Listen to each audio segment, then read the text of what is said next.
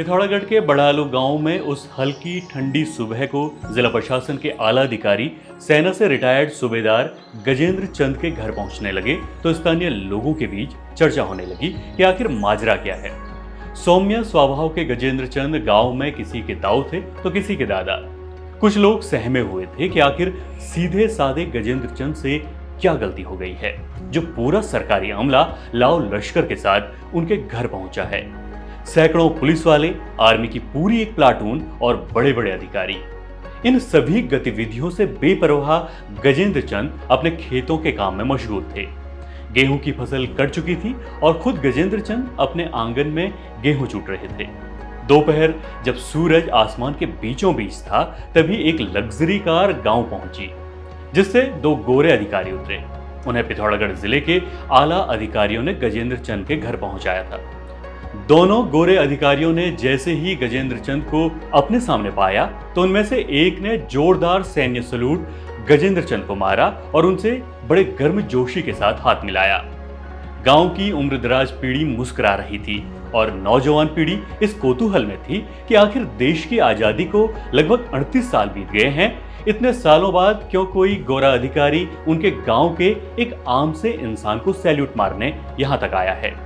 लेकिन जब गांव वालों के सामने पूरा मामला खुला तो उन्हें एहसास हुआ कि उनके गांव में एक आम सा दिखने वाला रिटायर्ड सूबेदार गजेंद्र चंद कोई मामूली शख्सियत नहीं है, बल्कि अपने अदम्य साहस और वीरता के लिए उन्हें सोवियत रूस की सरकार ने 3 दशक पहले ही अपने सर्वोच्च सैन्य सम्मान order of the red star से सम्मानित किया था। गांव पहुंचे वो दोनों गोरे अधिकारी कोई अंग्रेज नहीं बल्कि रूसी राजदूत बीएस माल्तसेव और रूसी विद्वान लियोनिद मित्रोखिन थे, जो सोवियत सरकार के आदेश पर गजेंद्र चंद का हालचाल जानने आए थे। Order of the red star को वो ही अहमियत हासिल थी जो ब्रिटिश शासन में विक्टोरिया क्रॉस को या फिर जो आजाद भारत में परमवीर चक्र को हासिल है। उत्तराखंड में विक्टोरिया क्रॉस विजेता राइफलमैन गब्बर सिंह नेगी और नायक दरबान सिंह नेगी की तो खूब चर्चा होती है। उनका मान सम्मान और वीरता पर कई लेख भी लिखे गए हैं और डॉक्यूमेंट्री तक बनाई गई है, जो कि होना चाहिए। लेकिन आखिर क्या वजह रही कि order of the red star से सम्मानित सूबेदार गजेंद्र चंद तब तक गुमनामी में रहे जब तक अप्रैल 1975 में रूसी राजदूत और उनका अमला उनके गांव नहीं पहुंचा। आज thirdport.live के इस खास एपिसोड में हम आपको दूसरे विश्व युद्ध के उन खंदकों में ले चलेंगे जहां पिथौरागढ़ के बड़ालू गांव से पहुंचा महज 20 साल के एक सिपाही ने सैन्य इतिहास का वो कारनामा कर दिखाया जिसके चलते उस दौर में दुनिया की सबसे ताकतवर देशों में से एक सोवियत समाजवादी गणराज्यों का संघ यानी सोवियत रूस की सरकार ने उन्हें अपना सर्वोच्च सम्मान प्रदान किया। और ये भी कि अंग्रेजों की तरफ से लड़ने वाले सूबेदार गजेंद्र चंद को आखिर रूस ने क्यों अपना सर्वोच्च पुरस्कार दिया, और आखिर में ये भी कि उस वीर योद्धा ने क्यों अपने गांव के लोगों को तक इस वीरता के बारे में कभी नहीं बताया।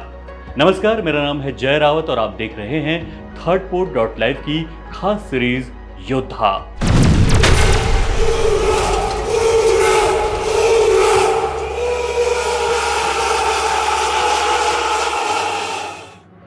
आगे बढ़ने से पहले आपको बता दें कि पहले विश्व युद्ध में कुल 11 भारतीयों को ब्रिटिश साम्राज्य का सर्वोच्च वीरता पदक विक्टोरिया क्रॉस प्रदान किया गया था।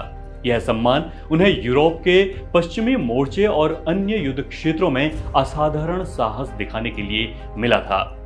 इन 11 में से 2 Victoria cross 39 royal Garhwal rifle के 2 योद्धाओं राइफलमैन गब्बर सिंह नेगी और नायक दरबान सिंह नेगी को मिला था।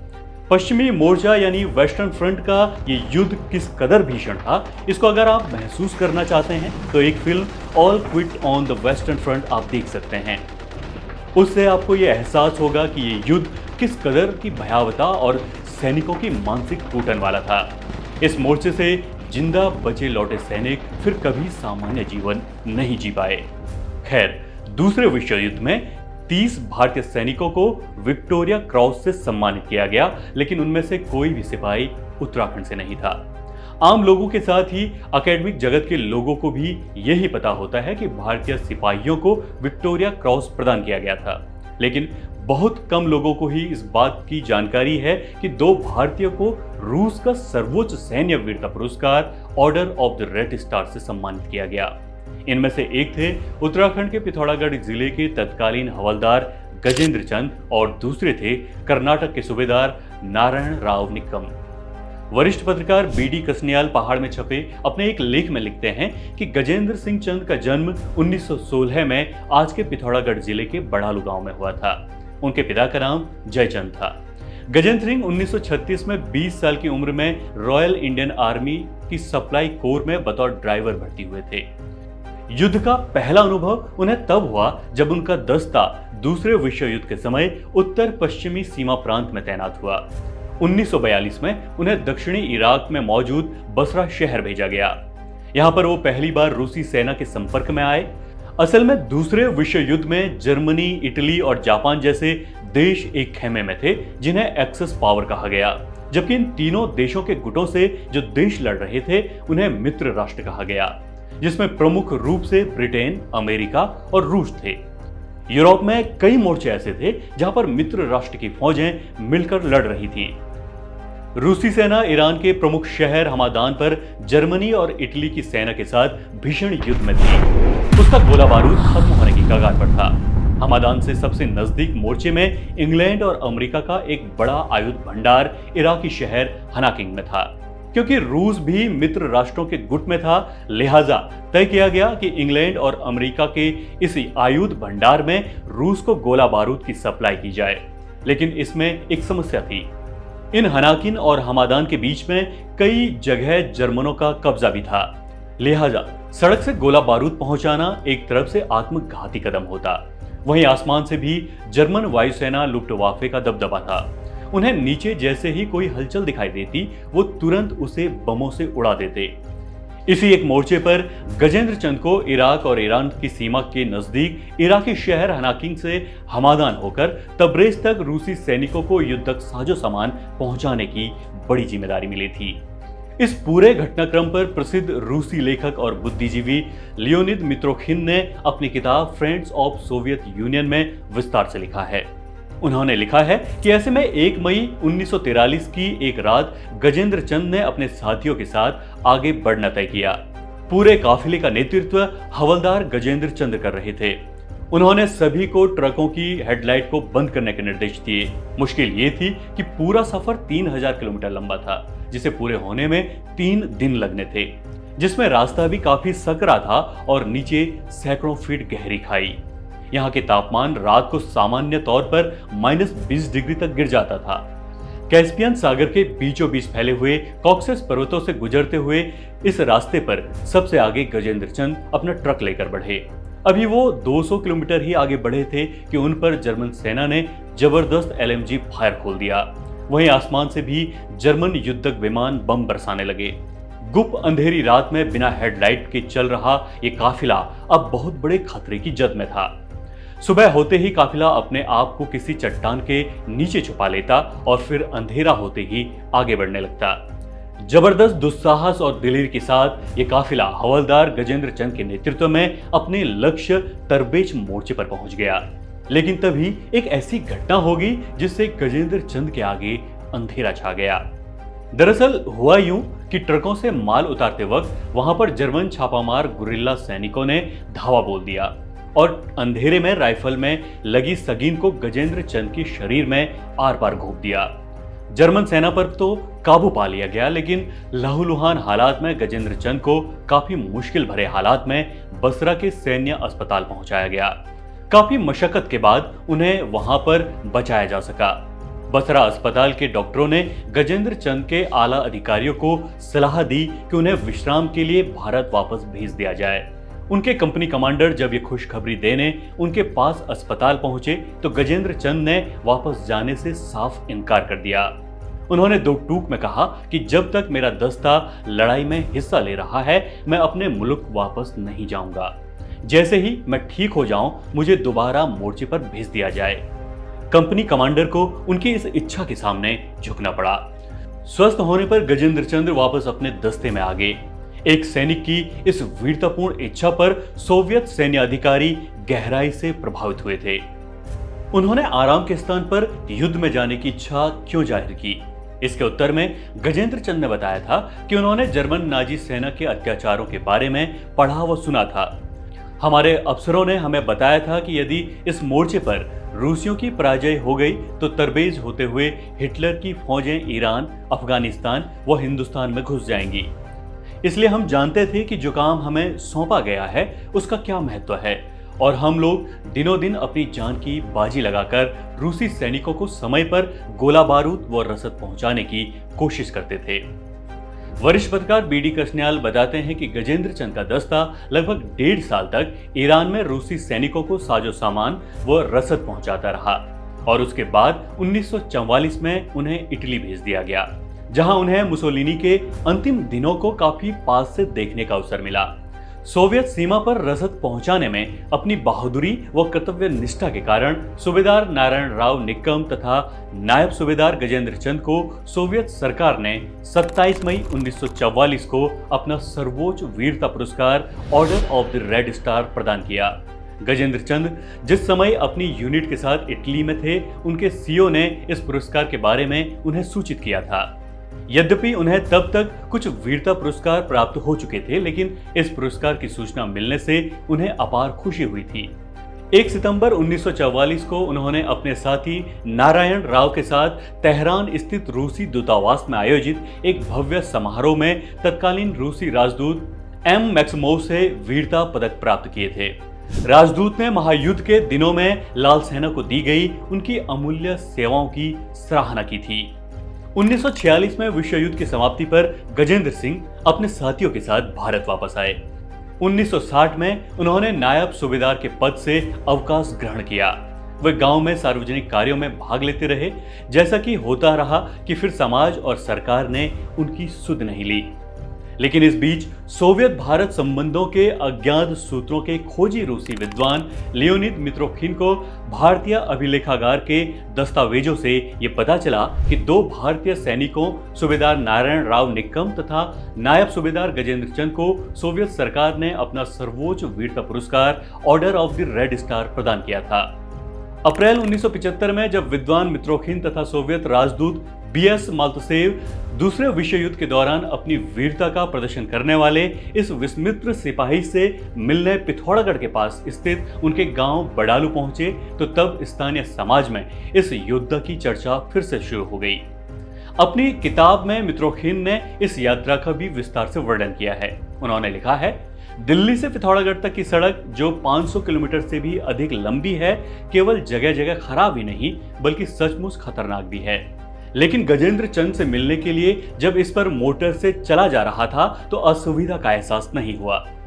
याद आया कि वही रास्ता हवलदार गजेंद्र चंद और उनके साथियों ने 1942 से 44 में सोवियत सेनाओं को कॉकसस मोर्चे पर युद्ध सामग्री पहुंचाने के लिए तय किया था, जो 1000 गुना अधिक कठिन और खतरनाक रहा होगा। कॉकसस तक की 3000 मील लंबी सड़क जलते हुए रेगिस्तान और बंजर भूमि से होकर 7000 फीट ऊंचे पहाड़ी दर्रों और नीची नदी घाटियों से गुजरती थी। वहां तापमान कभी 130 फahrenheit तक पहुंच जाता तो कभी 0 से 40 डिग्री से नीचे उतर जाता। यह मार्ग भारत और सोवियत संघ के बीच एक महत्वपूर्ण आपूर्ति कड़ी थी। मित्रोखिन आगे लिखते हैं कि इस कठिन मार्ग पर सूबेदार नारायण राव निक्कम और हवलदार गजेंद्र चंद दिन रात यात्रा करते रहे ताकि युद्ध सामग्री सोवियत रेड आर्मी तक पहुंचाई जा सके। जब पिथौरागढ़ की ओर मोटर से चला जा रहा था तो मन में उन भारतीय सैनिकों की यादें उमड़ रही थी जिन्होंने अपनी जान जोखिम में डालकर कॉकसस मोर्चे पर लड़ रही रेड आर्मी की सहायता की थी। सेवानिवृत्त नायक सूबेदार गजेंद्र चंद अपने गांव में हमारी प्रतीक्षा कर रहे थे, जो पिथौरागढ़ जिले के सुरम्य सोर घाटी में स्थित है। यह 2 मई 1975 की बात है।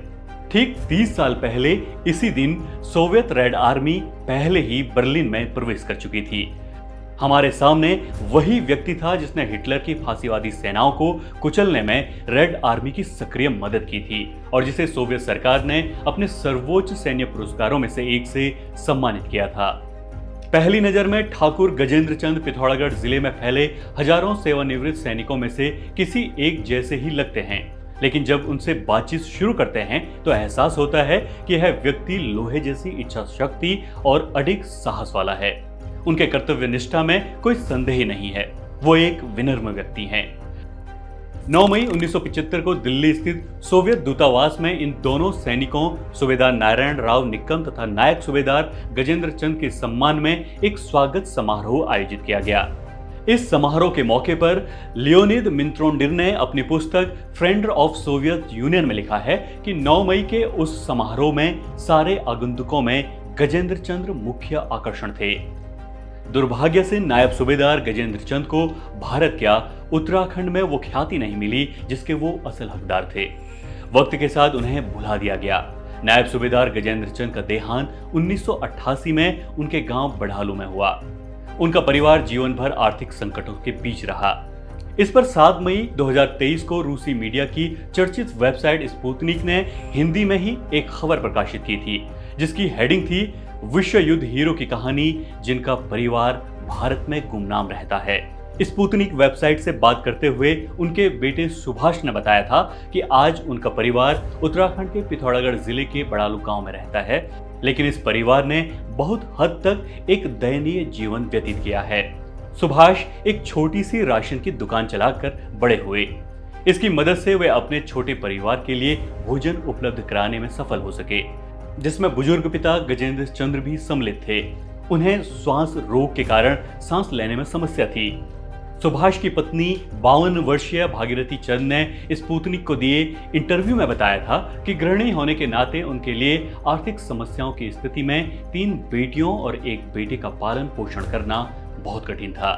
आज उनके पति सुभाष पैरों में गंभीर हड्डी रोग संबंधित समस्या के कारण अपंग हो गए हैं। यहाँ तक कि शौच के लिए भी वह उसकी या उसकी बहू की सहायता पर निर्भर रहते हैं। एक मितव्ययी जीवन व्यतीत करते हुए परिवार अपनी 3 बेटियों की शादी तभी कर सका जब कुछ रिश्तेदारों ने उनके लिए मदद का हाथ आगे बढ़ाया। स्पुतनिक को उनके बेटे सुभाष चंद ने बताया था कि मेरे पिता की मौत किसी भी अन्य आम आदमी की मौत की तरह घर पर ही हुई थी।